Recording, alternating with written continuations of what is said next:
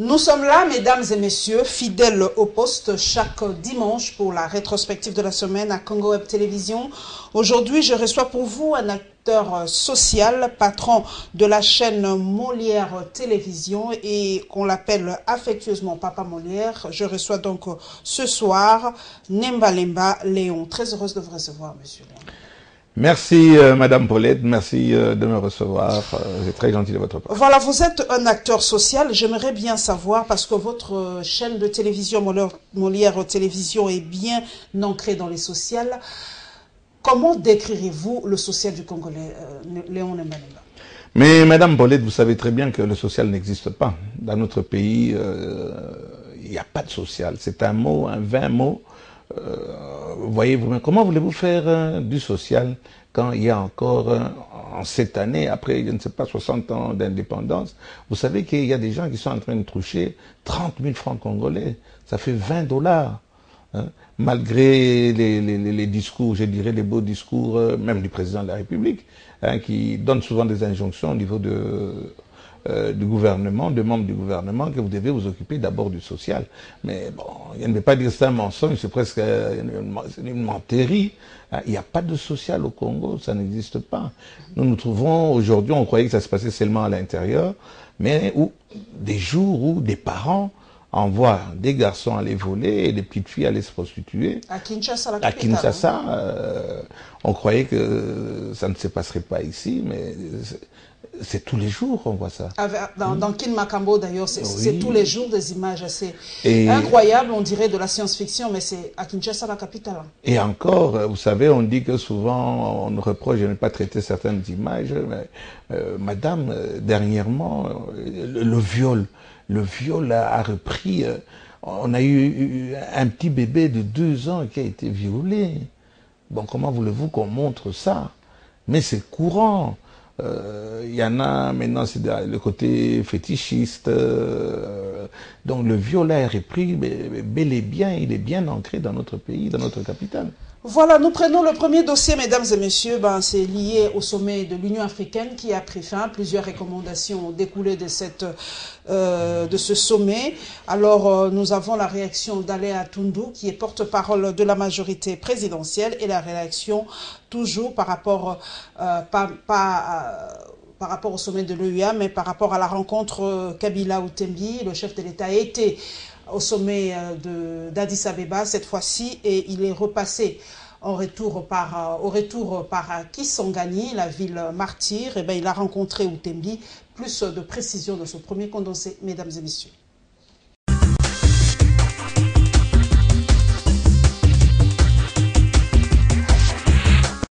Pour la majorité présidentielle, cette rencontre est un message fort.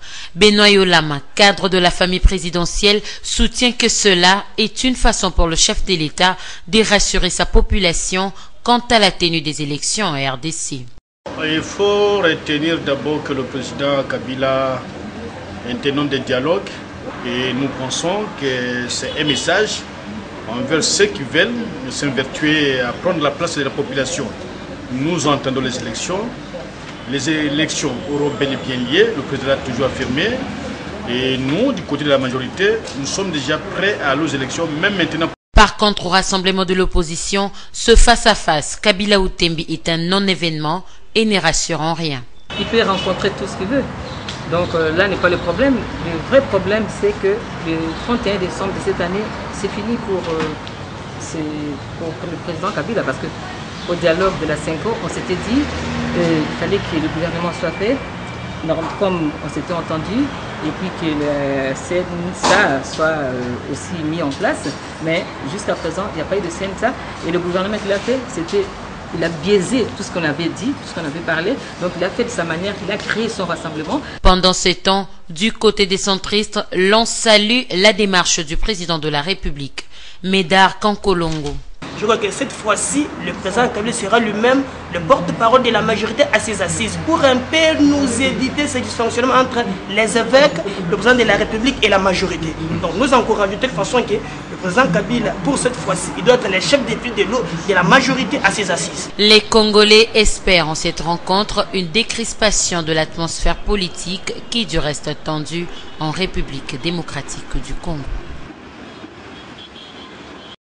Vous savez que ce sommet se tient à un moment où les divers leaders africains mènent une réflexion profonde sur la prise en charge par l'Afrique de ses propres besoins, afin de diminuer l'impact de nos partenaires extérieurs qui devient souvent pesant. Alors, la République, par la voix du chef de l'État et du ministre des Affaires étrangères, devra certainement apporter sa pierre dans cette réflexion profonde.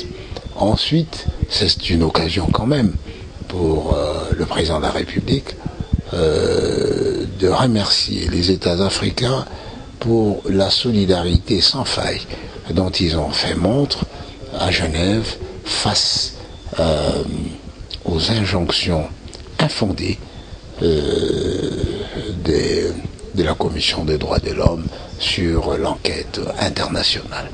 Et je crois que ces deux éléments nous mettent sur la voie, sur la perspective que devra être l'action et le comportement des Africains à l'avenir. Cessons d'être Afrique australe, Afrique du Nord, Afrique arabe, soyons Afrique tout court.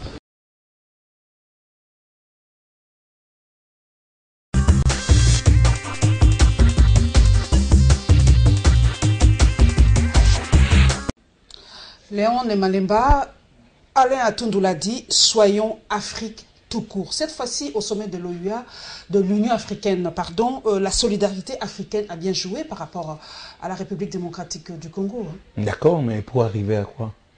Cette solidarité-là, pour arriver à quoi? La population, où est-ce qu'elle se retrouve dans cette histoire-là? On a besoin de manger, on a besoin de se soigner, on a besoin de voyager, tous ces sommets, les déplacements, etc. La population, où est-ce qu'elle se retrouve? Pour vous, vous ne sentez pas l'impact de l'Union africaine dans le vécu quotidien des Africains? Écoutez, je ne sais pas, je n'ose pas vous poser la question, mais il n'y a rien. Aller à Njili, à Massina, à Kisangani, la Chopo, à Lubumbashi, le pauvre Congolais, le Mobola, ne sent rien. D'abord, il ne connaît rien de ces discours. Hein. C'est pas rassurant. C'est pas avec des paroles qu'on attend du concret. Hein. On voudrait bien que ces fameuses élections, on ne sait même pas si ça aura lieu ou pas. Moi, je suis pessimiste. Corneille Nangaa l'a déjà dit à Paris, d'ailleurs, on le reçoit dans Africa 24, d'ailleurs, il a déjà dit cette année, pas d'élection, c'est clair. Il n'y a pas d'élection cette année. J'ai eu aussi à recevoir M. Corneille Nangaa, je peux vous garantir qu'il ne nous a pas rassurés. D'abord, en a-t-il les moyens? Il n'en a pas, il n'a pas les moyens. Il y a le pays qui est carrément disloqué. Vous n'allez pas faire les élections sans, par exemple, le Kasaï. Au Kasaï, c'est impossible, ça ne se fera pas. Malgré qu'on envoie, j'ai vu le vice-premier ministre chargé de l'Intérieur qui est allé par là, croyant qu'il va calmer la situation, mais la situation ne se calme pas. L'exode est là, vers l'Angola. L'Angola qui en a marre aussi de nous recevoir à tout moment. Bon, on est en train de maltraiter les Congolais là-bas. Et les Crézeurs. Maintenant, ce sont les réfugiés, les Camerounais, ça pourrait. Ça ne marche pas. Et dans ces conditions, comment voulez-vous faire des élections dans ces conditions? C'est impossible, c'est une utopie. La solidarité africaine est tout à fait utopique. Mais vous avez vu le chef de l'État qui a reçu Monseigneur Outembi. Nous allons vers un troisième dialogue, une fois de plus. Madame, le nom que vous baliser la voie pour... Oui, le nom que vous venez de citer là, allez à Massina, Kingasani, demandez même s'il existe. C'est un mirage. Il n'est pas connu. Pas du tout. En quoi? En quoi? On parle du commun de mortels, ça veut dire le Congolais moyen, le Congo. Je me demande même si ça existe encore, le Congolais moyen. On parle du Congolais, on entend des blablabla sur le terrain, mais il n'y a rien. Et on nous prend pour des gogos, bon, on continue à nous prendre pour des gogos, les gens sont en train de supporter. Mais le chef de l'État, vous l'avez suivi avec nous, il a dit qu'il est pour le dialogue, il veut à tout prix éviter le chaos, il faut que le processus électoral soit le plus apaisé possible. Madame, c'est pour ça qu'il rencontre cette fois-ci encore la Senco pour baliser le terrain. Vous croyez que c'est nouveau le dialogue avec le chef de l'État?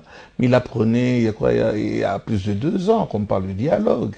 Ça sera encore un autre dialogue, mais pour arriver à quoi? Le dialogue est permanent. Si ça bloque, on dialogue, ça bloque, on dialogue. Cette fois-ci, vous êtes on doit dialoguer parce que ça a bloqué selon une certaine... Vous êtes très optimiste. On ira de dialogue à dialogue. À l'an 2020 ou 30, on aura toujours le dialogue. Mais sur le terrain, qu'est-ce qui se passe? Les gens mangent une fois sur 3. C'est un non-événement aussi pour vous, la rencontre Kabila-Outembi, non-événement? Personnellement, c'est un non-événement. Ça ne touche pas la population. Je ne suis pas régionaliste, hein. Moi je le dis souvent, mais je sais que vous êtes originaire du Kasaï, où les massacres se perpétuent, l'exode, vous l'avez dit. Mais moi j'aimerais bien personnellement, Léon Emmanuel, savoir c'est que vous faites, vous, personnellement, pour aider cette population. C'est vrai que l'accent est beaucoup plus mis par rapport à l'État, mais en Europe, où vous avez vécu en Europe, il y a la solidarité. Quand il y a, par exemple, quelque chose qui se passe en France, les Français se mobilisent et aident. Pourquoi n'avons-nous pas, nous, Congolais, cette notion d'aide, même si on souffre, mais aidons ceux qui souffrent encore plus? Pourquoi le Congolais n'a pas cette notion d'aide? Oui, d'abord, Paulette, je voudrais bien rectifier. Je ne suis plus du Kasaï, je suis du Sankoro. C'est tellement compliqué. Bon, admettons, je ne suis toujours pas arrivé pour avec cette parler, mais quand vous plantez une arachide, c'est l'arachide qui sort. Quand vous plantez le maïs qui sort. Comment on va demander maintenant à des acteurs sociaux de se substituer au gouvernement? Vous avez vu, par exemple, quand Sami Badibanga a été nommé, qu'est-ce que ça a amené comme problème, comme trouble? Il y a eu même des morts. Hein, il est parti, les poches bien remplies, on l'a dédommagé. Il y a des gens qui parlent de 3 millions, d'autres de 9 millions. Quel impact que ça a eu sur la population? Mais même maintenant, avec Bruno Tshibala, vous sentez quelque chose depuis qu'il est là? Qu'est-ce que vous faites personnellement? C'est vrai que vous n'êtes pas du Kassai, même du Sankou. Pour le Congolais moyen, comment aider le Congolais qui souffre plus que moi, par exemple? Qu'est-ce qu'on doit faire? Est-ce qu'il y a des filiales, il y a des structures qui peuvent nous aider à aider nos compatriotes? Pas du tout. Il faut se mettre à genoux et prier. Je crois que c'est la seule chose qui nous reste. Il n'y a rien à faire. Que voulez-vous faire, madame? Les caisses sont vides. Les caisses des Congolais sont vides. Pour contribuer, il faut avoir quelque chose en poche. Et en poche, il n'y a rien du tout. Comment voulez-vous aller... Quand les gens sont en train de crever de faim ici à Kinshasa, comment voulez-vous aller aider? Il faut attendre l'aide. Il faut attendre l'aide internationale. J'ai un acteur social avec moi. Il y a même ma fille, Jade Lofoli, qui m'a dit, mais maman, tous les jours, on voit les Kinois en train de boire de la bière tous les jours. Si on prenait ne fût-ce qu'une bouteille de bière et envoyait à la population du Kassai, c'est à peine 1500 francs. Ne me dites pas que peut-être un Congolais manque à 1500 francs pour aider. Avec d'ici, Paulette montrait Paris dans une bouteille et la Tour Eiffel comme bouchon avec d'ici. C'est une drogue. C'est une drogue, les gens sont tellement stressés. Il y a des gens qui refusent même de manger pour se payer une bière. Il n'y a pas de social, il n'y a pas d'argent. N'allez pas demander l'impossible, puisque aux Congolais, c'est pas. Mais nous avons des dirigeants. Je vous ai cité ici le cas de Sami Badibanga, que je connais très bien, des années, mais quand on entend que et lui et le gouvernement ont eu des indemnités de sortie pour un travail, mais ils n'ont même pas travaillé. Ces gens-là ont bouffé l'argent du peuple à 3 mois. 3 mois de travail, enfin, de visite, de chantier, etc. Ça n'a rien amené. Et en plus de ça, pour les récompenser, on les a payés. Mais c'est scandaleux. C'est scandaleux. Il y a des gens qui n'ont rien fait, qui ne méritent rien. Et bon, maintenant, nous avons le nouveau Premier ministre. A-t-il la politique de ses moyens ou les moyens de sa politique? A-t-il? On ne sent pas depuis... Quand le président Tshisekedi, on le nommait, on sentait le dollar, le franc congolais remonter, tout allait bien, mais l'arrivée du Premier ministre, on ne le voit presque pas à la télévision. Vous avez dit quelque chose, en tout cas avant de passer au second sujet. Vous avez relevé, en fait, vous avez dit, quand on avait nommé à l'époque Étienne Tshisekedi, si je me trompe pas, donc pour vous, l'effet Tshisekedi avec Félix peut marcher? peut marcher. Si on nommait Félix, il y aura un impact psychologique. Madame, je me rappelle du maréchal Mobutu quand on lui a demandé concernant Jean Tshombe, est-ce que vous connaissez Jean Tshombe? Et le maréchal a répondu directement, qui? On dit Jean Tshombe. Bah, je pense que c'est le fils de son père. Hein, c'est tout ce que je peux dire. Félix Tshisekedi n'est pas Tshisekedi. On espère, à force de ne trouver personne, avec toutes ces traîtrises qui existent actuellement dans le gouvernement, il y a plein de Britus, des gens en train de s'empoisonner et de se foutre des, excusez-moi le terme, de se mettre des couteaux dans le dos. Bon, Félix Tshisekedi, bon, c'est Félix Tshisekedi. Il n'est pas Tshisekedi, il ne sera jamais Tshisekedi. Et il ne sera jamais Étienne Tshisekedi. Il est Tshisekedi. On espère croire, puisqu'on a besoin du changement. Qui n'espère pas qu'il y aura un changement? Puisque la vie qu'on est en train de mener actuellement, tout le monde espère qu'il y aura un changement. Changement qu'on nous promet, c'est remis, on nous promet, c'est remis. Mais bon. Espère.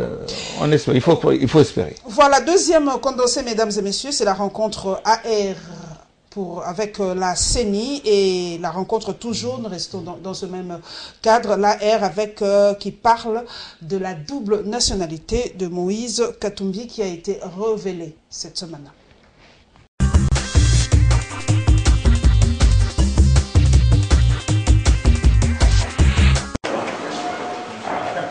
Une délégation de l'AR à la centrale électorale. Il s'est agi d'une séance de travail pédagogique autour de l'évolution du processus électoral en cours au pays. Pour l'Alternance pour la République, c'était une occasion de recueillir les éléments auprès de la CENI avant de l'examiner lors de leur atelier devant aboutir à leur prise de position quant à ceux. Nous sommes préoccupés comme tous les Congolais de la nécessité qu'il y a à finaliser dans les délais tel que convenu dans l'accord global et inclusif de la CENCO, le processus électoral pour les élections en décembre de cette année et la finalisation du fichier électoral et la publication du calendrier. Maintenant, pour l'ensemble de ces éléments, nous vous donnerons la position définitive à l'issue de notre atelier que nous commençons demain. Et donc nous ne pouvions pas aller en atelier sans avoir eu de la centrale électorale elle-même les éléments tels que le processus actuel est en train de se dérouler. Cette démarche patriotique et citoyenne de la plateforme Alternance pour la République a été saluée à sa juste valeur par le président de la CENI.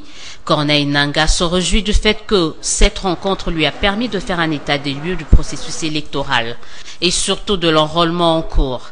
Le président de la CENI revient ici sur les étapes à venir. Une fois l'enrôlement terminé, nous passerons à la répartition des sièges, nous convoquerons l'électorat, on commandera les matériels sensibles, formation et agents et déploiement des matériels, on arrivera au scrutin. C'est un chemin qui est devant nous. Il faut faire des efforts, que tout le monde travaille, chacun ce qu'il est dans ça, pour qu'on arrive à ces élections que les Congolais attendent de tout leur vie. S'agissant du calendrier électoral, il sera publié incessamment, rassure Nangaa, qui annonce par la même occasion avoir atteint 32 millions d'électeurs déjà enrôlés. Moïse Katumbi est congolais et n'a rien à démontrer en ce qui concerne sa nationalité congolaise d'origine, lui qui a été candidat élu avec le plus grand suffrage à l'élection de 2006 comme député le mieux élu de la République et qui a gouverné aux destinées de la province du Katanga pendant plus de 7 ans.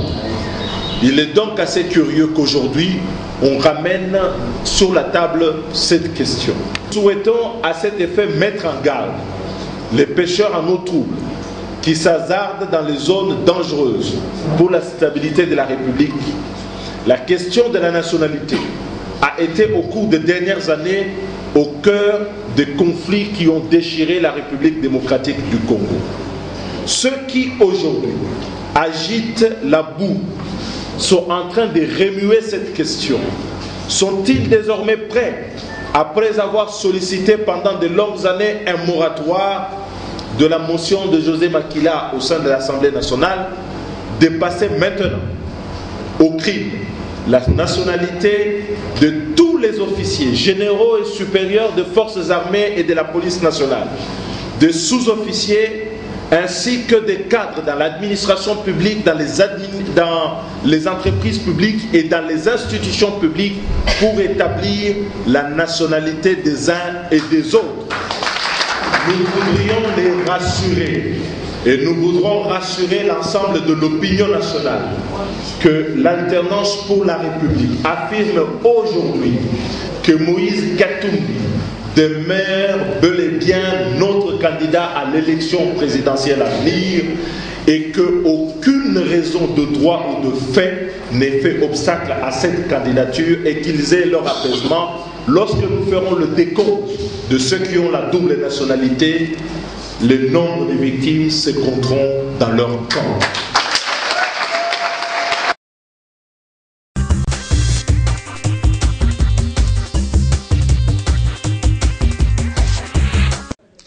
Léon Nemalimba, question directe. Est-ce que vous avez déjà obtenu votre carte d'électeur? Non, pas encore. Je trouve que c'est pas urgent. C'est pas urgent pour le simple fait que les élections, c'est pas maintenant. Mais c'est le 31 juillet qu'on arrête l'opération d'enrôlement. Hein? Paulette, je pourrais dire, réveille-toi, tu rêves. Tu es en train de rêver, excuse-moi de tutoyer, ça m'a échappé, mais je peux te dire directement qu'il n'y aura pas d'élection à cette date-là. Nous le savons très bien, M. Corneille Danga le sait très bien. Les délices et Sanga, je viens de le voir. Tout le monde, tous les députés, soit dit en parenthèse, on ne sait même pas s'ils travaillent encore. Ils sont en vacances parlementaires. Ils sont trop en vacances, Madame Paulette. Ils ont, pour un salaire de 8 000 $ par mois, ils ne font rien. Ils sont tout le temps en vacances et on ne sent pas, à part le blabla. Ça, c'est du blabla. À part le blabla, il n'y a rien du tout. Je ne suis pas pressé d'aller chercher ma carte. Je vais l'avoir parce que je voudrais bien voter, mais je pense que ça ne presse pas. On a le temps. C'est ça notre problème. On a le temps, et le temps passe. 60 ans, l'année prochaine, 58 ans d'indépendance, on a toujours le temps. Mais revenons à la nationalité de Moïse Katumbi, on en parle. D'ailleurs, moi, j'aimerais aussi vous poser la question directe parce que je vous ai sur le plateau. Nemalimba, congolais ou français? Elle est bonne, celle-là. Elle est très bonne, non, je peux vous rassurer. Je suis congolais de père et de mère. Je n'ai jamais... Tout le monde a une nationalité d'origine. Oui, il y a une origine. Je n'ai jamais... Obama est kenyan de père. Donc je n'ai jamais demandé la nationalité pour le simple motif que la nationalité, pourquoi faire? Il y a des gens qui n'ont pas vu l'Europe. Moi, j'étais en Europe en 62. J'ai vu qu'est-ce que c'est. Comment est-ce que les gens sont en train de vivre le degré de pauvreté qu'il y a aussi en Europe. Les gens qui croient que là-bas c'est le paradis, il n'y a rien à envier. Ceux qui n'ont pas connu l'Europe, ils croient que c'est le paradis. C'est rien du tout. Concernant maintenant la nationalité de Moïse Katumbi, bon, pourquoi ça apparaît tellement maintenant? C'est seulement maintenant. C'est ça qui fâche un peu, puisque nous avons connu, il y en a plein au Parlement, c'est plein. On a eu un Premier ministre qui était belge, la personne de Samy Badibanga. Tous ces gens-là, les Kengo n'a jamais nié son origine. Le président actuellement du Sénat, Badibanga, il y a les Kankou. On découvre aujourd'hui que Kankou est canadien. Bon, je pense que tous ces gens-là ont opté pour la nationalité. C'est un problème purement économique.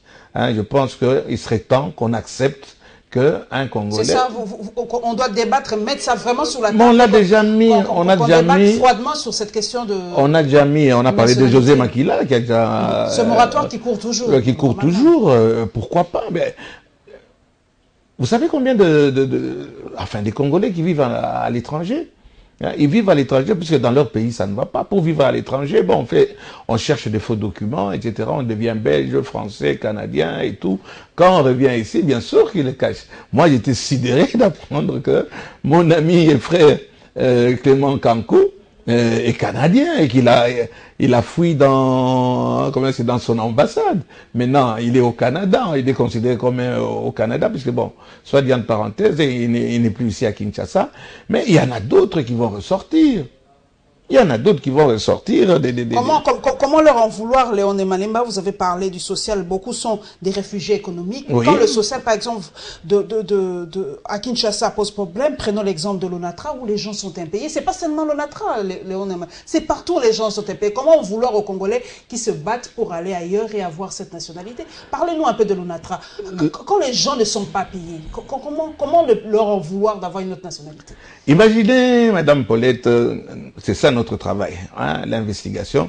Imaginez qu'une PCA, c'est une dame qui est en train de diriger actuellement l'ONATRA, elle est députée, donc il y a déjà un problème de cumul de fonctions. Hein, elle devrait normalement choisir entre les deux. Mais voilà que elle a commandé 30 Jeeps Pajero. 30 Jeeps à $60 la pièce, ce qui fait à peu près 1 800 000. 60 000 $60 000. La pièce. La pièce. Okay. Multiplié par 30, ça fait à peu près 1 800 000. Et on prend les 1 800 000, à qui on donne? Pas au babola de l'ONATRA, on donne au cadre de l'ONATRA, au directeur, etc., en leur disant, bon, on va retenir ça sur votre salaire, vous allez commencer à payer, donc on retient sur vos indemnités salariales. Mais il se fait, Paulette, que ces gens-là, ça fait 8 mois, eux aussi ne sont pas payés. Donc on ne retient rien du tout, mais on a pris 1 800 000 $ pour donner à des cadres qui ne font absolument rien, puisque les gens qui sont en train de travailler, c'est les babolas. Et ça, c'est vrai que c'est la complicité de la dame, la PCA, l'honorable. Mais qui a révélé aussi des sommes faramineuses. On a suivi ça la semaine passée. Il a cité des noms. Kimbembe Mazunga. Il a été cité par rapport à cette fraude à l'ONATRA. Mais c'est bizarre. Mais comment est-ce qu'on ne parvient pas à arrêter Kimbembe Mazunga au cas où il aurait volé? Puisqu'ils ont fait sortir 14 millions de $. 14 millions de $, madame, on ne le prend pas dans une mallette. Ça passe par une banque. Dans la banque, il y a eu, on a crédité le compte de 14 millions de $. Elle reconnaît qu'elle a utilisé 7 millions de $, et que l'autre serait parti avec 7 millions. Mais c'est aberrant, c'est une histoire à devenir fou. Comment est-ce qu'on peut laisser à un individu la possibilité de prendre la poudre d'escampette avec 7 millions, et on se dit qu'on est PCA. Non, on est PCA, on est katangaise, on vient du Katanga pour ne pas qu'on pose trop de questions, et on arrive à des terrorismes. Maintenant, regardez ces pauvres babolas, les agents d'ONATRA, ils ne peuvent même pas revendiquer leurs droits. Dès qu'ils essaient de revendiquer leurs droits, ils sont randonnés. On les tape. On les tape en disant que vous essayez encore. Autre chose, madame, mais merci de me tendre le crachoir. Imaginez-vous qu'il n'y a pas d'argent pour payer les fonctionnaires, les agents de l'ONATRA. Il y a cette dame-là, que je respecte, même si là, je l'appelle souvent Tantine à moi, si c'est pour que les noms m'échappent souvent. Elle cherche de l'argent. Elle cherche combien? Elle cherche 10 millions de $ pour payer 2 mois de salaire. Où est-ce qu'elle va chercher cet argent? Elle va dans une banque en disant, bon, je voudrais bien, on est l'ONATRA, on est la STPC, donnez-nous 10 millions de $ pour essayer de payer les agents.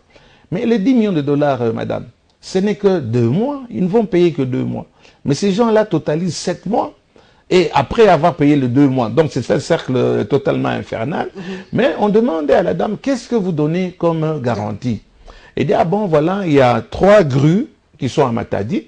Je prends les 3 grues et je vous les donne en garantie. Comme ça, tous les jours, à chaque fois qu'il y a un bateau qui va accoster, qu'on va payer, et en ce moment-là, vous, la banque, vous allez prendre cet argent-là. La banque a dit, niet, moi je veux de l'immobilier. Et ils ont pris maintenant 3 villas, 3 maisons, ils ont donné à la banque, pour que la banque... C'est quelle banque? Je n'ose pas dire, je n'ose pas dire, Paulette, mais je termine juste la petite histoire, c'est ce qu'on appelle en lingala l'Issaperongue. La banque dit, moi je prends 3 villas. Et les 3 villas, il faudra bien sûr les rembourser comme il n'y a pas de recettes. C'est-à-dire qu'à un certain moment, la banque va prendre ces villas. Voilà indirectement comment est-ce qu'on est en train de brader le patrimoine de l'État. Et de l'ONATRA. Et de l'ONATRA. Voilà, nous revenons toujours dans l'enrôlement parce que l'élection est primordiale pour avoir l'alternance et éviter peut-être toutes ces situations. Sensibilisation, enrôlement au Sankourou, voilà, chez vous. C'est ma région, oui. Voilà, et l'enrôlement d'Henriette Ouamou.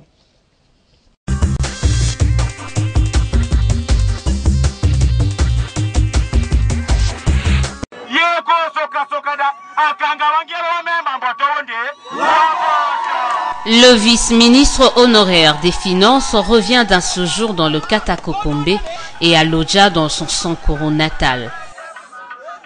Tarcisse Loseke est allé se faire enrôler. Un devoir civique qu'il va remplir ici, à l'école primaire Toambe, qui fait office du centre d'inscription des électeurs. Après s'être soumis à toutes les formalités d'usage, le voici avec sa carte d'électeur. L'enrôlement massif de la population de ce coin, tel est le message principal de Tarcisse Loseke. Il est ici question d'atteindre plus de 300 000 enrôlés pour espérer d'avoir plus de 3 sièges au niveau du prochain Parlement.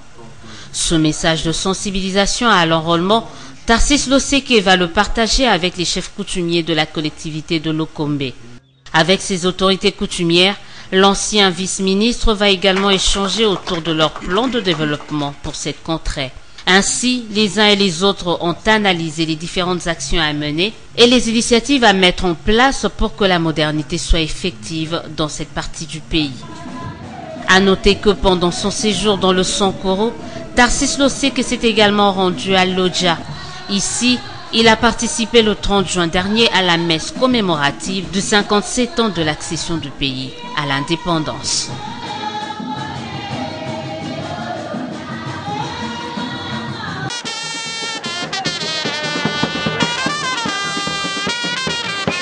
C'est sous le son du fanfare, de coups de sifflet accompagnés de chants et danses que l'élu de la Funa sillonnait son fief. Objectif, atteindre le centre d'enrôlement installé dans sa circonscription pour accomplir son devoir civique. La députée nationale Henriette Ouamou, c'est d'elle qu'il s'agit, entourée de ses électeurs de même que ses militantes et militants du parti Alliance pour le progrès du Congo vont accéder au centre d'enrôlement Ango Ango dans la commune de Bandalungwa.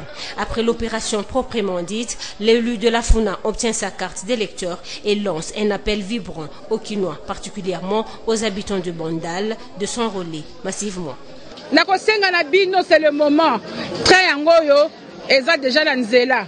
Bon raté 30. Pourtant, côté les matins, côté Kende, et Sili. Sa devoir civique na binoté. Nazo senga na bino nyonso. Boya ko s'enrôler massivement poto zongela ba siège na biso to perda. Em sou peto le capé ba siège yango to comme na 60, 65 pour na ninité. Toza ebele na kata Kinshasa oyo. Nazo senga na bino nyonso tu ba o ba sepelaka nanga, ba o ba lingaka nga, ba o pe ba lingi Kinshasa. Vous en avez besoin, vous en avez électeur Nabino, Nakata Kinshasa. Fini l'opération, Henriette Ouamou s'est dit émue d'avoir accompli cet exercice civique.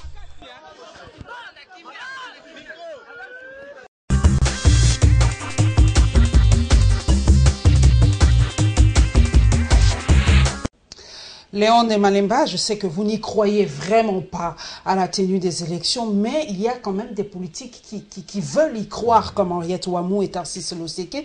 Alors, vous aussi, vous êtes un acteur social. Que diriez-vous à cette population? Enrôlez-vous ou ne vous enrôlez pas? Quel est votre message? D'abord, je suis content de voir le docteur Loseke, qui était le médecin de feu Etienne Tshisekedi. Loseke, qui a le même nom que moi, il s'appelle Loseke Nembalemba. Donc on est de l'autre côté et content aussi de voir Henriette Ouamou qui aussi était là, comme moi, hein, comme le bon Dieu. On est tous originaires de quelque part. Voilà. Alors oui, il faut s'enrôler, on est tout à fait, je suis conscient, madame, il faut, le message est celui-là, il faut s'enrôler. S'enrôler pourquoi? Pour quand le moment sera venu, qu'on puisse chacun être représentatif. Mais quand je suis pessimiste, c'est quant à la date. Ah, c'est par rapport à la date des élections. C'est par rapport des élections. Cette date-là, c'est utopique. Corneille Nangaa, je me demande s'il n'a pas un peu raison. Quoique, bon, les politiques vont lui en vouloir, puisqu'ils veulent absolument que ça soit fait au mois de décembre. Mais vous allez faire les élections, ça je me répète, ça fait, bon, le disque risque de se trouver. Mais on ne va pas faire des élections dans ces conditions. Quelles conditions? Des conditions, c'est-à-dire la guerre. Sans le Kassai. Mais à l'Est, il y a des gens qui disent que non, à l'Est, même à l'époque, en 2006-2011, il y avait quand même des foyers de tension à l'Est. Cela n'a pas interdit ou cela n'a pas stoppé le processus électoral à l'Est de la République. Vous avez vu à l'Est, mais il y a eu des élections. Pourquoi pour le Kassai, on va en faire un problème? Vous avez vu ce que ça a emmené comme problème quant à la crédibilité de ces élections? On a toujours contesté ces élections-là, qui se sont passées presque dans un état de guerre. Et c'est ce qui se passe avec le Kassai. Et vous verrez des leaders politiques, d'autres comme dans Sapou, qui vont ressortir en disant « Nous, on n'était pas là, donc on n'y croit pas. Donc ce sont des élections truquées, tronquées, il ne faut pas y aller. Avant, il faut essayer de pacifier. On ne va pas aller aux élections pour le plaisir d'aller aux élections, puisque et vous, et moi, et ceux qui nous regardent, on sait très bien, on sait d'avance avec ce qui se passe dans notre pays, qu'on va contester. On va contester, madame. Les élections, ça ne veut pas dire la paix. Moi, je pense que ces élections, ça veut dire on va aller à une guerre, puisqu'il y a des gens, 90% des gens vont dire que comme moi je n'ai pas gagné, eh ben, nous allons en guerre, je n'y crois pas, il y a eu tricherie, il y a eu bourrage des urnes, il n'y aura pas un bon résultat qui va découler des élections. On le sait très bien, avec l'esprit qu'il y a actuellement, que les gens ont dans la tête, personne ne va accepter les résultats de ces élections. Et surtout avec le cas du Kassai. Mais il y a quand même, on remarque peut-être la non-présence des grands partis comme l'UDPS qui ne demandent pas à ses militants de s'enrôler. On a l'impression que c'est la majorité présidentielle qui est sur le terrain, l'AR qui est sur le terrain, mais l'UDPS, les autres grands partis, on ne les sent pas. Pourquoi? Non, je pense, est-ce qu'ils ont droit au chapitre? Ça, c'est un autre problème. Mais moi, j'étais étonné de voir, par exemple, Félix Tshisekedi demander à ses partisans d'aller il a demandé carrément d'aller s'enrôler. J'ai vu Bruno, pas Bruno Chibala, l'autre Bruno, le secrétaire général de l'UDPS, Kabunda, qui a demandé aux gens de l'UDPS.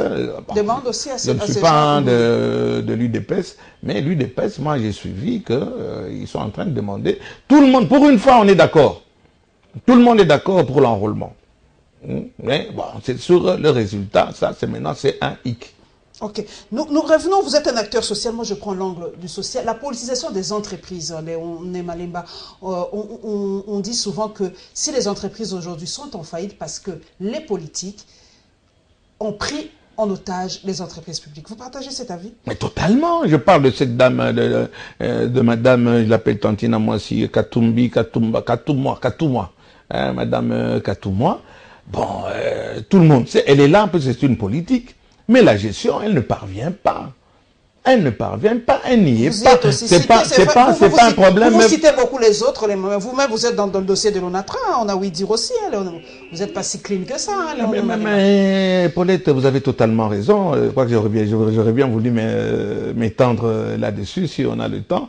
Mais, et pourquoi pas? Nous sommes tous des Congolais, ce qui est en train de se passer ici. C'est pas plus que je serai du Sankoro ou quoi, mais actuellement, c'est les gens qui sont au pouvoir, c'est eux qui sont en train d'imposer dans les sociétés, etc., qui sont en train d'imposer des gens qui ne sont pas compétents. Moi, j'estime tout simplement que cette situation que nous avons actuellement, c'est un problème d'incompétence à partir des gens qu'on a mis politiquement. Ils ne valent rien dans la tête. Il n'y a absolument rien du tout. Il n'y a pas de technicité. C'est pas une injure, hein. Mais nous voyons nous-mêmes le résultat. Le résultat est catastrophique à cause de qui?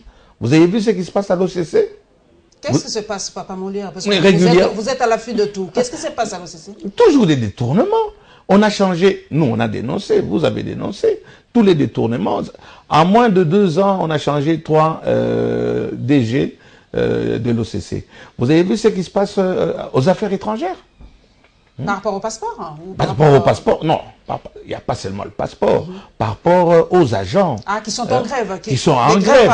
Mais il y a des grèves partout. C'est pour montrer que les dirigeants, certains dirigeants qu'on a mis à la tête, si pas des ministères, mais des entreprises, ils ne le méritent pas. C'est-à-dire, tu cries fort. Vous avez vu la qualité de certains ministres, que ce soit dans le gouvernement passé, ils n'osent pas parler du gouvernement actuel, mais vous avez vu les niveaux de l'intellect des gens qu'on a mis pour nous diriger. Et vous croyez que ça va changer? Mais ça ne changera pas. C'est un chaos total. Hein, l'espoir fait vivre. Bon, c'est un chaos total à la tête de la plupart des entreprises. Et quand je cite l'ONATRA, puisque vous avez cité, je suis moi-même impliqué dans une histoire, vous avez vu, de terrain, de mètres carrés, etc. Mais il y a une justice. Il y a une justice quand même qui existe dans notre pays. Mais quand on fait fi de la justice, puisqu'on est ressortissant du Katanga, on est ressortissant, je ne sais pas où, on est en train de mettre je ne veux pas dire le tribalisme, pas la xénophobie, le tribalisme en avant pour placer certaines personnes qui sont carrément hors circuit, hors sujet, disjonctées. Bon, c'est malheureux, mais ça ne va pas changer. Et je n'ose pas vous poser la question. Vous croyez que ça va changer? Voilà la réaction par rapport à l'adhésion de Vital Kamerhe au rassemblement. Beaucoup des politiques ont dit non, ils ne veulent pas de Vital Katumbi, voilà, Vital Kamerhe au RASOP, voilà, c'est la réaction de Fayulu, c'est lui qui a été très véhément, il a dit si Vital Kamerhe rentre au RASOP, lui il quitte le RASOP, nous allons savoir pourquoi, et évidemment, nous revenons encore aux élections par rapport au CNSA, parce que jusqu'à aujourd'hui, 6 mois après, en tout cas, cette structure n'est toujours pas mise en place.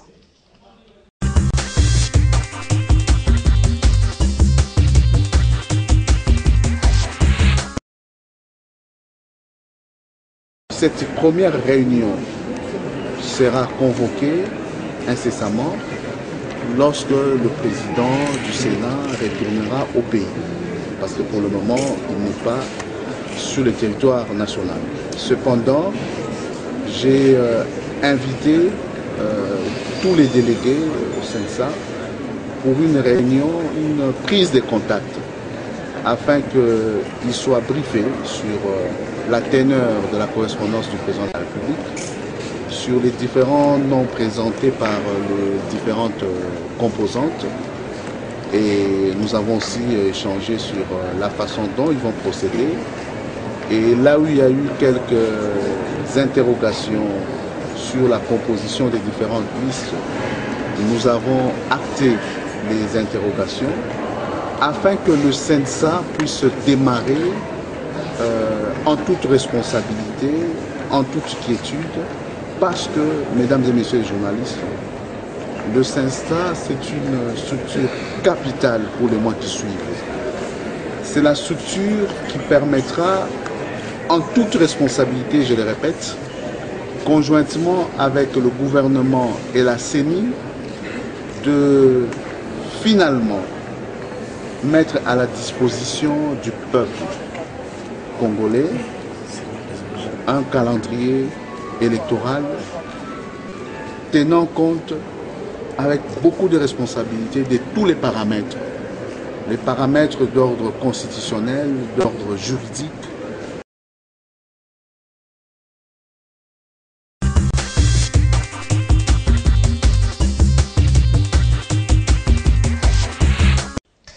Léon de Malimba, pourquoi selon vous, Fayulu s'insurge par rapport au retour de Vital Kamerhe au RASOP? Pourquoi il ne veut pas de Vital Kamerhe? Mais je vais tout simplement rire. C'est-à-dire, les loups ne se mangent pas entre eux.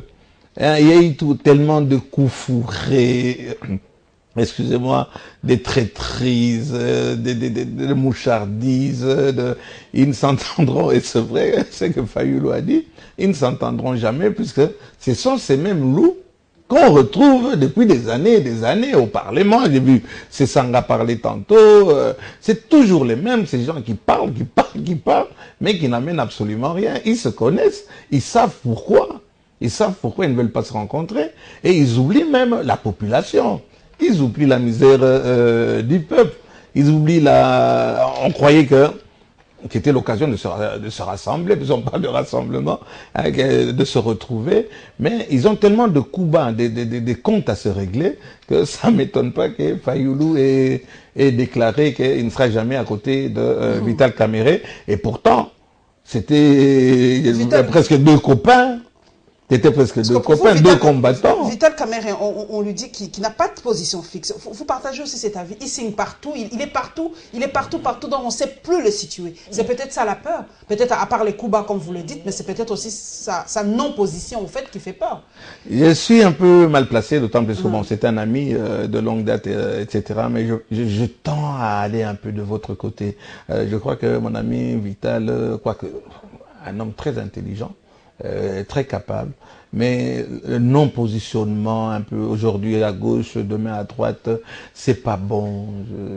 Là, je vous rejoins totalement. Je ne veux pas dire que je vais rejoindre Fayoulou, mais n'oubliez pas que Vital Kamerhe, c'est pas n'importe qui. Qui il représente? Tout le Kivu est derrière Kamerhe et une grande partie des gens ici à Kinshasa qui y croient, mais il y a quand même beaucoup de couacs. Beaucoup de couacs. La politique étrangère impacte sur nous, qu'on le veuille ou pas. Nous sommes tournés vers la France. Est-ce que pour vous, il faut aussi vraiment un renouvellement vraiment de la classe politique comme la France l'a fait avec Macron? La France en marche, cette fois-ci, il faut vraiment que les jeunes se lèvent, selon vous, pour balayer un peu cette classe politique et mettre la RDC en marche. Vous partagez aussi vraiment ce combat? C'est tout ce qui nous reste. On a besoin d'une révolution. C'est ça la révolution. Hein, on a besoin d'une révolution puisque on les a vus, tous ces vieux gagas, toujours en train de tournailler. Il nous faudrait un Mengetsu Mariam, Haïlé Mariam, pour nettoyer un peu ce vieux sang qui n'emmène rien et mettre du nouveau sang, puisque ça sera toujours la même chose, madame. Comme on dit facilement à Lingala, Toza corrompt-point, avec toujours les mêmes. Vous savez combien de temps qu'ils sont dans la politique et qu'est-ce qu'ils ont amené? À tous ces gens-là, si on leur demande aujourd'hui quel est votre bilan, ils n'ont pas de bilan. Je peux dire quelque chose crûment, mais Fayoulou, il a quel bilan? Kamerhe, il a quel bilan? C'est Sanga, il a quel bilan? Non, les gens, on est en train de voir pour ce soir, ils ont quel bilan? Qu'est-ce qu'ils vont raconter aux électeurs en disant que voilà, moi qui fais les 2 derniers mandats, ils étaient là, ils n'ont rien laissé. Regardez la situation actuellement. Qu'est-ce qu'ils vont raconter pour qu'on puisse encore les voter? Donc on a besoin de sang nouveau. C'est ça que j'ai dit, il faut une révolution. Enlever un peu tous ces gens, les blablateurs qui sont là, et mettre des nouveaux. On est en train de parler, bientôt on va nommer... on est en train de... Du CNSA? Oui, le CNSA. Mais ce sont les mêmes têtes. Vous allez voir les mêmes têtes, madame. Vous allez voir les mêmes têtes. Regardez qui sont en train de briguer cet endroit-là. Des Olengankoy, des Lumbala, mais tous ces gens-là, on les connaît, c'est pas d'aujourd'hui.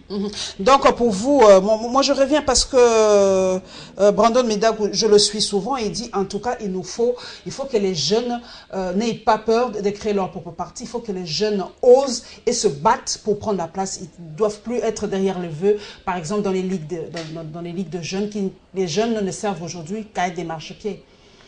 Madame, j'espère qu'on aura le temps de toucher quand même le problème au niveau de ces jeunes-là, l'éducation et tout.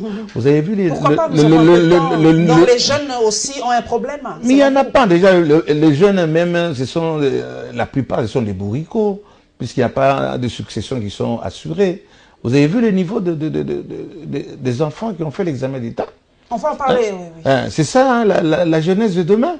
Est-ce qu'on va leur laisser la chance d'arriver à quelque chose? Mais qui va remplacer? C'est ça. Personne, on est sacrifié, c'est une jeunesse qui est sacrifiée, et cette jeunesse ne fera rien du tout, puisque je n'injurie pas, mais c'est un constat, c'est une jeunesse de bourriques, de bourricots, qui n'ont rien dans la tête.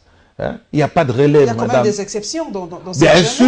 Bien sûr. Il y a quand même des Macron dans cette jeunesse. Oui, mais ici, c'est grave. Madame, à l'intérieur, si vous voulez savoir le niveau des enfants, des finalistes, les niveaux des gens. Vous avez vu le nombre d'étudiants qu'on est en train de larguer chaque année sur le marché de l'emploi. Mais donnez-leur un bic, un papier pour essayer d'écrire. Moi, je pense que l'avenir est sombre. Je ne suis pas confiant, je suis pessimiste. De par ce qu'on est en train de vivre, il faut vraiment une révolution. Il faut tout balayer et recommencer à zéro. Et le CNSA, comment ça va se passer? Parce que 6 mois déjà après la signature de l'accord, le 31 décembre, nous sommes presque au mois de juillet, fin juillet, ça c'est toujours pas en place. Mais nous avons le temps, comme vous le dites, nous avons toujours le temps. Mais on se bat pourquoi, madame? Puisque, logiquement, du moins on l'espère, au 30 décembre, on doit voter des nouveaux députés, on doit voter de nouveaux... bon, tous ces gens-là, vous croyez que ça va se passer? On va se battre pendant 6 mois pour mettre quelqu'un à la tête de ce machin, comme disait le général de Gaulle, hein, c'est un machin, et qui ne donnera rien. Nana Koyoka, Moninga, dans ces conditions, personne, on distrait la population. Madame, c'est machiavélique. Vous savez, Machiavel, pour ceux qui ont un peu lu Machiavel, on doit créer une situation pour distraire la population de sa situation réelle, de ce qui est en train de se passer. Alors on est en train de créer votre machin, là, on crée, c'est pour distraire la population. Et tout le monde sait très bien intérieurement que ça ne donnera absolument rien. Qu'on en nomme 1, 2 ou 10 ou 100, ça ne donnera absolument rien du tout sur le social du Quinois, sur le social des Congolais, partout à l'intérieur, ça ne donnera absolument rien du tout. C'est du cinéma, on est en train de jouer du groupe Maboké et tout, c'est du cinéma, il n'y a rien de sérieux qui va venir, madame. Voilà, nous prenons maintenant le volet économique. En tout cas, nous avons eu le point de vue d'un monétariste par rapport à la dépréciation du franc congolais. Le franc congolais ne fait que perdre de sa valeur du jour au jour. Et évidemment, le GED qui est venu ici à Congo Web Télévision. Nous, journalistes, dans cette situation de crise, vraiment, nous devons avoir la protection de cette structure qui est là pour nous.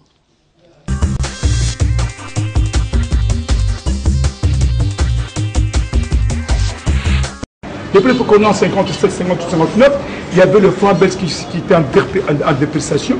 Et c'était bradé ici au Congo-Brazzaville. C'est pas aujourd'hui qu'il y a la dépréciation. Et les pays de l'Est, l'Ouganda, la Tanzanie, plus la Zambie, un pays de l'Afrique australe. La monnaie est derrière le franc congolais. Depuis des lustres, depuis des siècles, la monnaie ne fait que connaître des dépréciations. Toutes les monnaies du monde entier, excusez-moi. Le Kwanza aujourd'hui, il est à 1700. Il y a 3-4 mois, mais pas de 1700. Donc c'est maintenant à 2000. Le Kwanza était combien il y a 2 ans, 3 ans. Quand vous posez que la question pour le franc congolais et les autres monnaies d'Afrique, vous prenez des monnaies comme celle de la Zambie, le Kwacha. Le Kwacha, il y a combien? Et celle de l'Ouganda. Il y a d'abord la crise économique, qui a frappé toute l'Afrique, excusez-moi. L'Algérie a fait 90% de taux d'inflation. Et les autres, l'Afrique du Sud, je crois que 65%. C'est déjà 2 chiffres. Et 3 chiffres pour l'Angola. C'est déjà beaucoup. Mais pourquoi vous n'en parlez pas aussi, monsieur le ministre? Dans le monde entier, vous avez aussi la monnaie coréenne, le won, est en chute là-bas parce que j'ai vu un petit à liquide avec une coupure de 50 000 won. Pourquoi vous n'en parlez pas? À part la monnaie, c'est pas. Toutes les monnaies d'Afrique connaissent des dépréciations depuis 57 ans. Vous n'en parlez pas. La remise est quoi? Il faut seulement attendre qu'il y ait la remise des prix de matières premières. Peut-être que ça pourra stabiliser la monnaie. Et on doit encore voir la banque, s'ils ont encore de réserves, ils pourront tenter de injecter 200 millions sur le marché pour pousser. Et peut arriver à stabiliser la monnaie. Mais il faut se poser la question à monsieur le nouveau Premier ministre qui vient de l'UDPS, non? Pourquoi vous ne posez pas la question? Mais la monnaie, pourquoi elle est en dépréciation depuis que ma tête à est partie? Pourquoi la monnaie est en dépréciation? Bien que c'est petit. En tant que vous avez la réponse?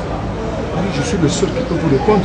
La dépréciation est moins grave parce que c'est en petit pourcentage. Mais ailleurs, c'est de 650% l'Angola. 650% John. Pourquoi tu n'en parles pas, Yaya? Est-ce que c'est minimisable? Oui, c'est minimisable. C'est à peine 2 chiffres. Si c'était 8 chiffres ou 9 chiffres comme état le plus de Mobutu, ou 12 chiffres, on est arrivé à 5 millions. Comptez-moi un peu combien de chiffres avec 5 millions. On n'en parle pas. Ah, ça devient une affaire des enfants, excusez-moi. C'est une visite qui s'inscrit dans les cadres de la sensibilisation de journalistes et de médias aux valeurs démocratiques profondes pour un accès à la liberté de l'information et aux droits fondamentaux qui régissent les journalistes. La délégation de journalistes en danger s'est entretenue pour ce faire avec la rédaction de Congo Web Télévision sur ce. Emmanuel Kabongo, expert GED, donne ici la motivation de cette visite. Dire aux journalistes que dans cette période assez complexe, qu'on peut dire une période de ni paix ni guerre. Les journalistes ont beaucoup de difficultés pour accéder à l'information, ont beaucoup de difficultés pour filmer, pour travailler. Et ces contraintes pèsent sur leur travail. Alors nous sommes venus dire aux journalistes que GED, qui a pour mission de protéger les journalistes, de protéger les droits à l'information, va rester à côté d'eux. Et GED fait ce travail de rester à côté des journalistes en déployant 5 programmes pour la sécurisation du journaliste dans le cadre de son travail. Et nous avons voulu aussi dire aux journalistes que dans le cadre de la professionnalisation du métier du journaliste, c'est-à-dire pour améliorer vos compétences, vos capacités, GED a mis en place un centre de ressources aux médias. C'était aussi pour présenter aux journalistes notre charte de responsabilité. Motif de satisfaction pour les journalistes de Congo Web Télévision qui ont bénéficié de l'expertise de GED, partenaire incontesté des médias et journalistes à travers toute la République.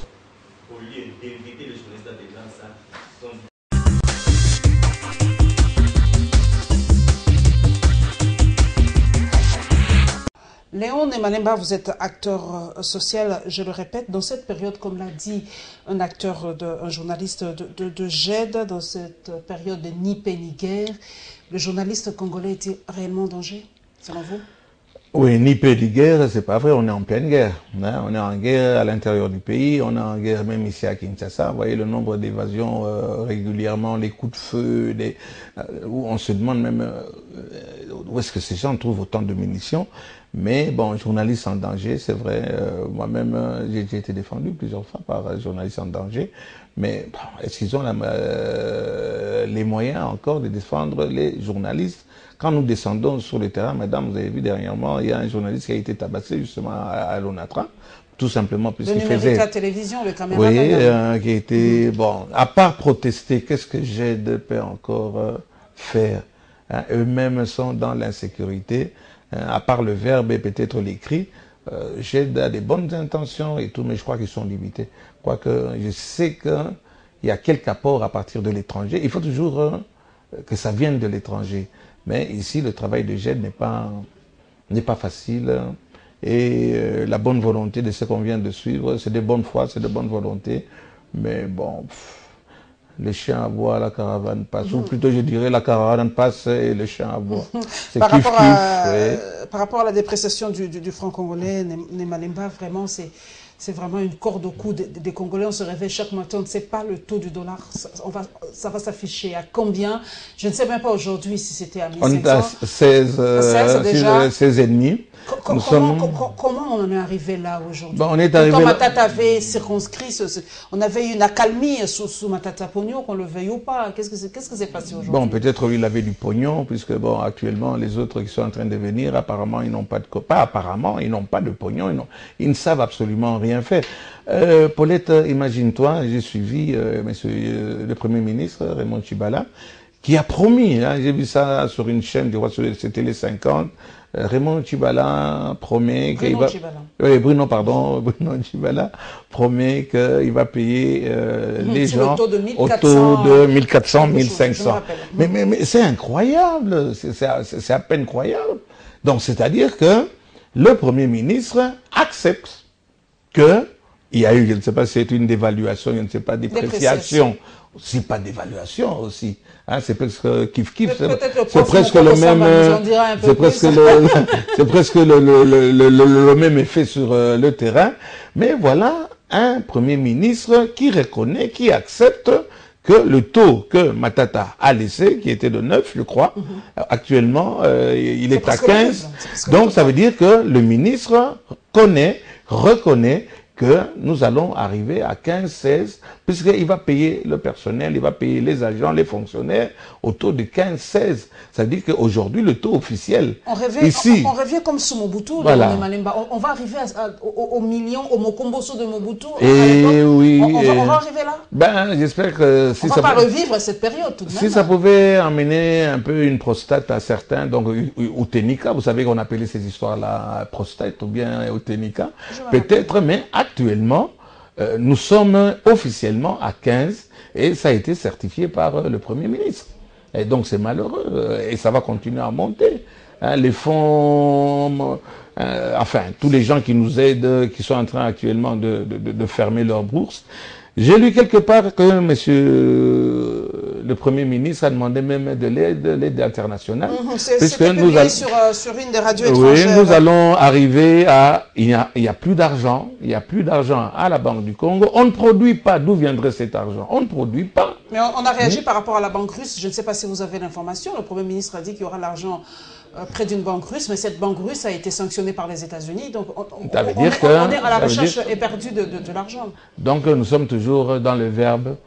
Nous sommes toujours dans l'espoir, nous sommes dans le mensonge à faire croire à la population que ça va changer. Madame, vous savez qu'on est en train de faire maintenant du bitikuteku et on vend les écailles de poisson. Ça veut dire quoi, écailles de poisson? C'est-à-dire que vous voyez tous les déchets qui restent dans les sacs. Quand on enlève un bitoyo, ou bien quand vous prenez les bitoyos, le bitoyo c'est le poisson qui vient de l'Ubashi, et souvent qu'il y a beaucoup d'écailles. Et ça vient en sac, et généralement les écailles, ça reste dans le fond du sac.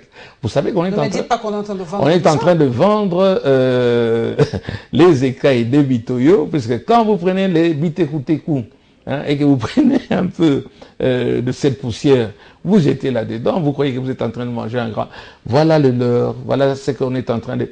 Madame, vous savez qu'on vend maintenant des demi-boîtes de tomates. Oui, ça fait déjà vous savez qu'on vend une cuillère de tomates dans un sachet. Vous avez vu autant de sachets. Et ici, on s'étonne aussi pourquoi est-ce que le gouverneur n'interdit pas l'importation du coq à l'âne. Mais c'est ça le social. Quand on a parlé qu'il n'y a pas de social, on ne sait pas si ces gens-là... Tout le monde est en train de partir. Tout le monde sait qu'ils vont partir. Au 30 décembre, ils savent qu'ils vont partir. Nous avons le DG, par exemple, de l'ONATRA qui part dans 6 mois, il sait qu'il va partir. Qu'est-ce qu'il doit faire, madame? Il est haï, on ne nomme pas les gens qu'il faut à la place qu'il faut. Mais il va voler. Et actuellement, quand vous entendez quelqu'un qui dit « Ok, wapi », il dit « Ah non, nake na pleine ». « Ok, na pleine ». Oui, mais qu'est-ce que tu vas faire na pleine? Oh, mais nake ko voler, donc tout le monde est en train de s'assurer pour l'après, le mois de décembre. On ne sait pas ce qui va venir, mais je ne pense pas que ça sera bon. Mais vous êtes aussi... J'y reviens parce que je reçois difficilement les acteurs sociaux.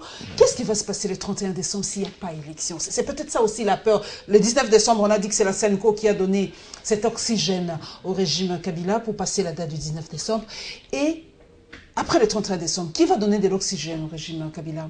Parce que si la Senko dit niet et ne veut pas d'un troisième dialogue, qui va donner cet oxygène? Y aura-t-il un référendum selon vous Le référendum, encore des référendums. Pourquoi? Pour gagner encore du temps. Vous voyez la population congolaise, madame, c'est comme un ballon gonflable. On est en train de gonfler, on est en train de gonfler, on est en train de gonfler. À un certain moment, il faudra juste une petite aiguille pour que, pouf, ça pète. On ne prend pas le Congolais au sérieux. Et surtout le Bantou qui est un mouton. C'est une histoire comme ça, dans d'autres pays, ça ne se passera pas, ça ne peut pas se passer. Mais le Congolais accepte tout, mais n'oubliez pas, le 30 juin 1960, c'était un match de football, et on ne le souhaite pas. Qui souhaite la guerre? Personne ne souhaite la guerre. Mais vous ne pensez pas quand même que ces gogos, ces babos-là, vont continuer à accepter, on reporte. À accepter, on reporte. On va en référendum. On va aller au 30 juin aux élections. Il y aura l'après-élection. Et ces gens-là sont en train de vivre leur misère quotidiennement. Et vous pensez qu'il n'y aura pas au bout du tunnel une lueur d'espoir un jour. Et la lueur d'espoir, c'est quoi? À part la révolte, qu'est-ce qui reste aux Congolais? Avant-dernier tableau, mesdames et messieurs, c'est la TNT, la migration des télévisions quinoises ou congolaises vers la TNT. Et évidemment, l'insécurité, c'est le social une fois de plus, l'insécurité dans la commune de Ngalima.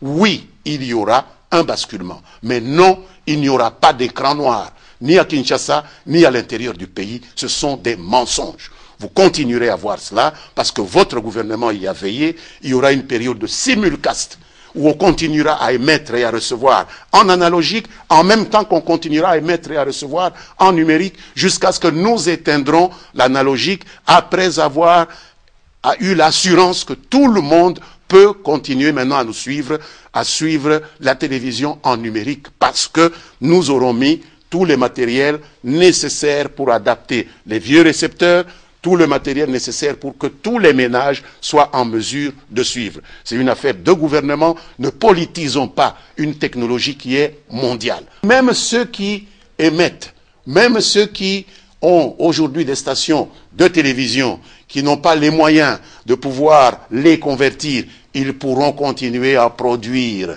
en analogique et il y aura une transformation au niveau de la diffusion puisque le diffuseur sera désormais unique. Ces propos du ministre des Médias datent de 2015. Lambert Mende rassurait les médias RD congolais du soutien du gouvernement lors du basculement des télévisions de l'analogie vers le numérique. 2 ans après, le problème refait surface. Les télévisions se sentent menacées par l'ARPTC de retirer leurs fréquences pendant que le gouvernement ne se dit toujours pas prêt à assurer le basculement total de l'analogie vers le numérique. Dans ce communiqué de l'Association nationale des entreprises audiovisuelles privées, ANEAP en sigle, du 29 juin 2017, cette structure déplore le caractère sélectif au sujet des fréquences fermées ou ayant été contraints d'émigrer à la TNT contre leur vouloir. C'est le cas ici des Congo Web Télévision, Sen TV, pour ne citer que ceux-là, qui sont menacés de fermeture. En son temps, le patron de Congo Web Télévision, Gabriel Chabani, avait raison de craindre ce genre de situation. On va passer à la numérisation, mais B1, ça fait peut-être quelques années, il existe. Il a acheté l'émetteur qui devait peut-être vivre pendant 10 ans, 20 ans. Maintenant, il est obligé de laisser cet émetteur-là, d'acheter notre émetteur. C'est des frais additionnels. Au moment où l'État ne subventionne pas les médias. Donc nous demandons à l'État congolais de mettre les moyens, pas seulement pour la RTNC, parce que la RTNC n'appartient pas à la RTNC, ça appartient à nous tous, vous, moi, nous tous, la télévision des Congolais, mais aussi d'aider les chaînes privées, des compatriotes congolais qui ont pris leurs moyens, leur temps, pour édifier aussi la population. Le ministre Mende a rassuré les patrons de télévision privée d'organiser des séances de travail ad hoc avec le technicien du ministère pour expliquer les contours et les biens fondés, mais aussi les opportunités qu'offre la migration vers la TNT qui n'exempte personne.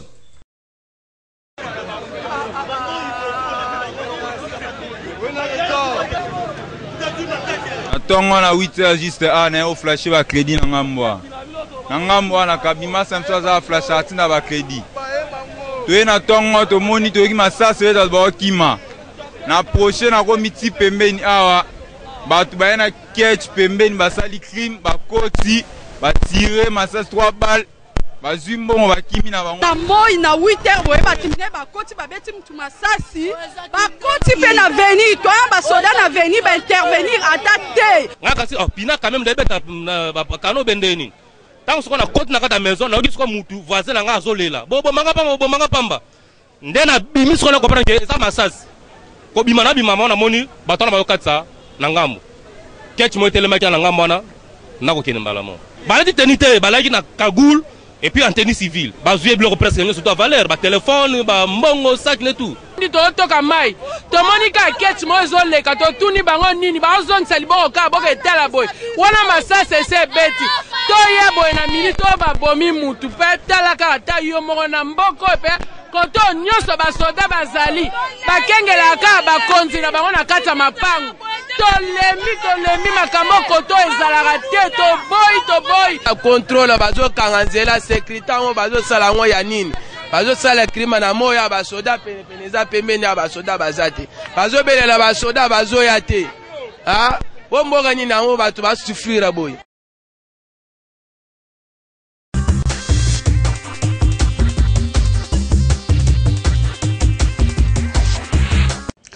Ce n'est pas Kin Makambo, mais quand même, ça nous rappelle Kin Makambo, c'est vraiment le social. Voilà, c'est vraiment le social du Congolais, cette insécurité qui bat son plein, c'est incroyable, c'est insoutenable. Madame, je peux dire, je peux me prévaloir, je suis un spécialiste dans le domaine, mais d'où viennent tous ces armes?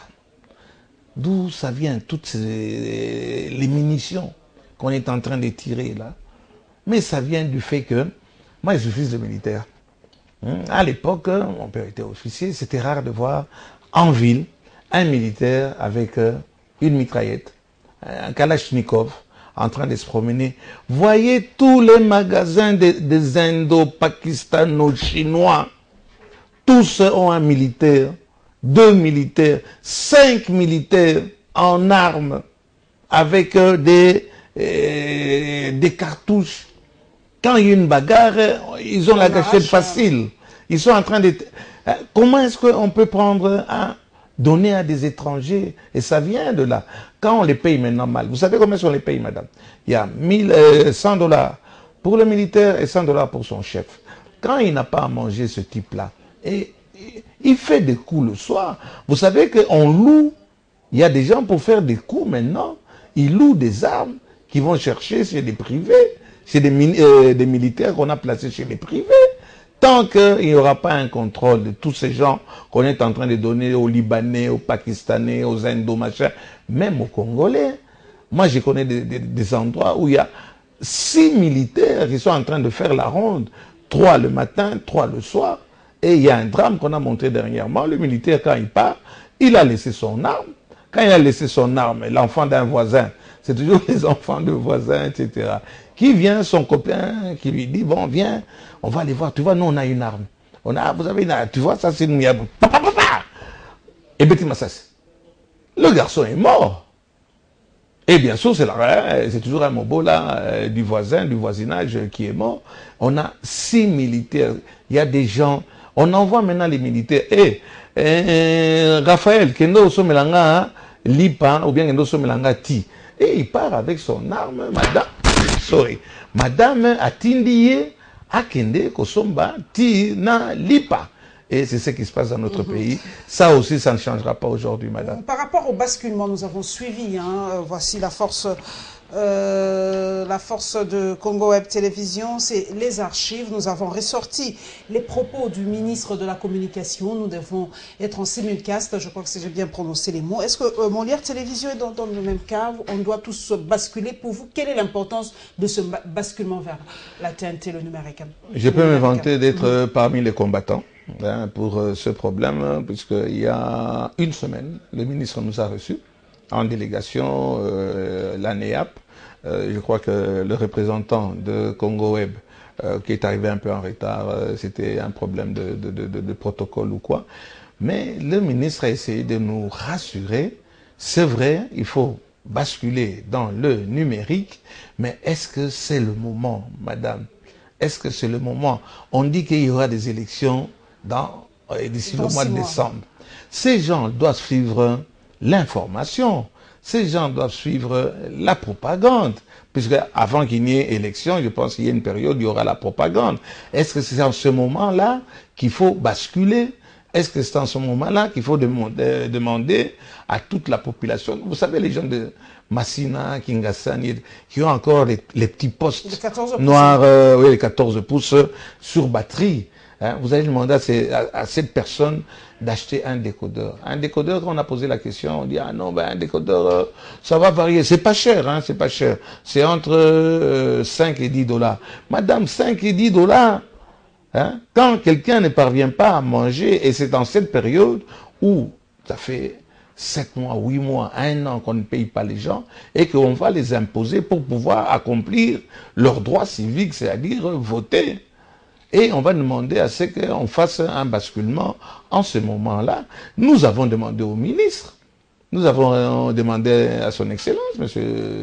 Mendo Malanga, je viens de suivre son discours, c'est vrai, il a promis, on nous a même promis des aides à toutes les chaînes pour pouvoir passer au numérique, avoir les moyens, jusqu'aujourd'hui, Zela Mokomboso.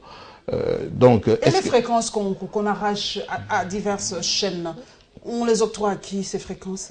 On prétend, la chansonnette, c'est que ce sont les gens de Brazzaville, de la République démocratique, pas démocratique, populaire du Congo. C'est plus populaire, c'est la République du Congo. Oui. Vous êtes encore à l'époque.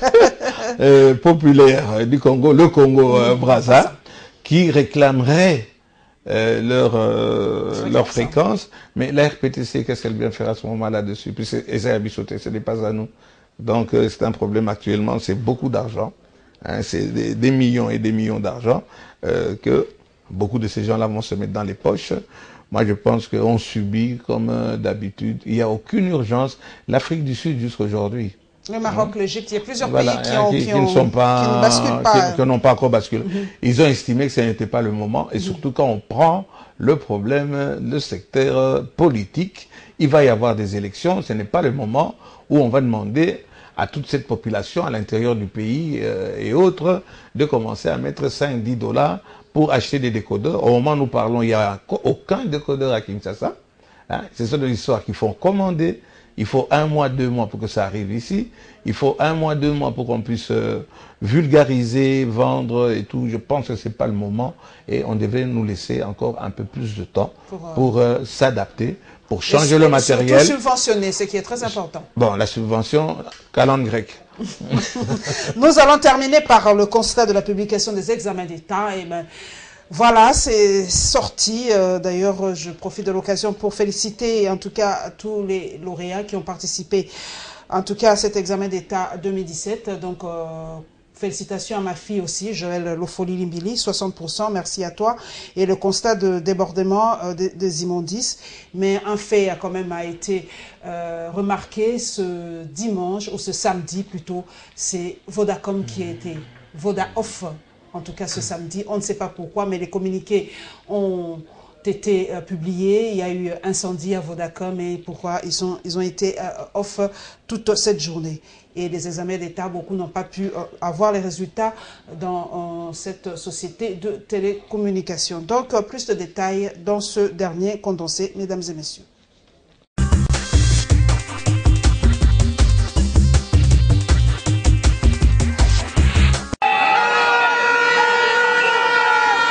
Une ambiance toute particulière a régné ce samedi à travers la ville-province de Kinshasa, mais surtout ici au rond-point Willery. Fanfare, sifflets, danse étaient au rendez-vous pour cause la publication des résultats de l'examen d'État édition 2016-2017. Une situation qui réjouit ces lauréats qui remercient l'Éternel. Moi j'ai échoué 3 fois. Pour la 4e fois, j'ai réussi quand même 59. Je remercie Dieu. Je remercie d'abord le Seigneur de m'avoir donné mon diplôme en toute facilité parce que j'avais bien travaillé, ça a été vraiment excellent. J'ai réussi, j'ai fait 67% et je glorifie aussi mon Dieu. La publication des résultats de l'examen d'État 2017 provoque non seulement des réjouissances, mais également des mécontentements. Tout ce pénalité par rapport à la raison abisso sociaux et zemboka oyo. Et d'abord, résultat aux élus Robima, mais en retard. Et puis, bana ba résultat belé ba zuité ba zolé belé. Moi je fais 68%, c'est pour cela que je n'ai pas mis de poudre. Pour moi, 68% se paie par rapport à ce que moi je pensais. C'est également une aubaine pour les détenteurs des ordinateurs. A noter, la publication des résultats de l'examen d'État édition 2016-2017 intervient 16 jours seulement après la passation des épreuves de la session ordinaire qui s'est déroulée du 19 au 22 juin dernier. Le diplôme d'État obtenu, une autre porte s'ouvre pour ces lauréats, celle des études universitaires qui leur présentent d'autres réalités.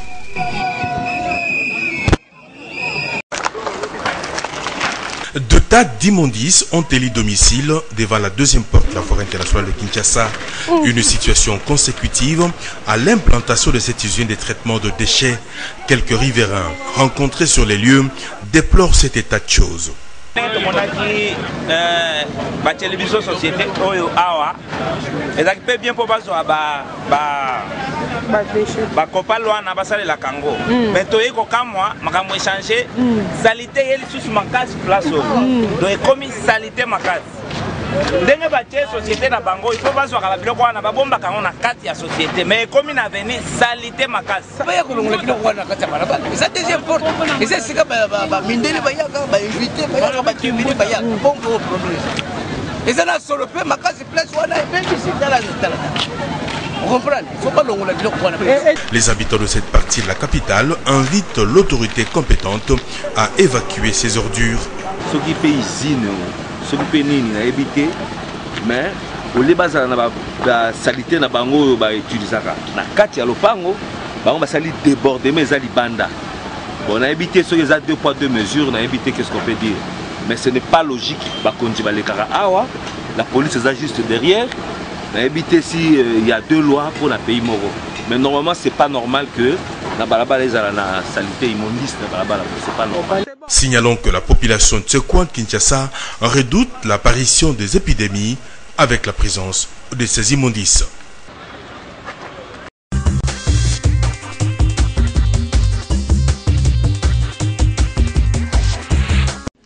Léon de Malemba, votre constat, votre réaction à chaud par rapport à ces images? Madame, ça ne tarde plus, hein, la sortie des examens d'État. Oui, mais vous savez, moi j'ai toujours dit, d'abord, les examens d'État, c'est une escroquerie nationale. Comment ça? C'est une escroquerie nationale, parce que ça ne reflète pas ce que ça devrait refléter. Les niveaux, qui est très bas. Mais ça, n'en parlons déjà pas. Il y a une qui avait dit Nasa Lorient, je suis Lorient. Lorient, on se rappelle de la fille. Ça, c'est déjà un autre problème. Mais Paulette, c'est très bien que ça génère combien d'argent. Et il y a le ministère qui est en train de bouffer cet argent-là, le ministère de l'enseignement primaire et secondaire, depuis Domdambel, Koutoumisa Kiota, tous ces gens-là. Où va cet argent? Cet argent est porté disparu. Il n'y a pas eu de publication. Vous avez cité un opérateur. C'est Vodacom. Vodacom. Vraiment off. Ni appel, ni SMS, ni. Sabotage, crise financière, de coups bas entre incendies. C'est un problème qui génère beaucoup d'argent. En Europe, on publie les résultats le même jour pour toutes les sections. Mais si vous allez voir aujourd'hui... aujourd'hui, c'était toutes les sections à Kinshasa. Hein. Madame, la publication a commencé. Pas à l'intérieur. La publication a commencé. Et pourquoi pas à l'intérieur? On est à l'époque où on veut changer, on doit basculer dans le numérique, etc.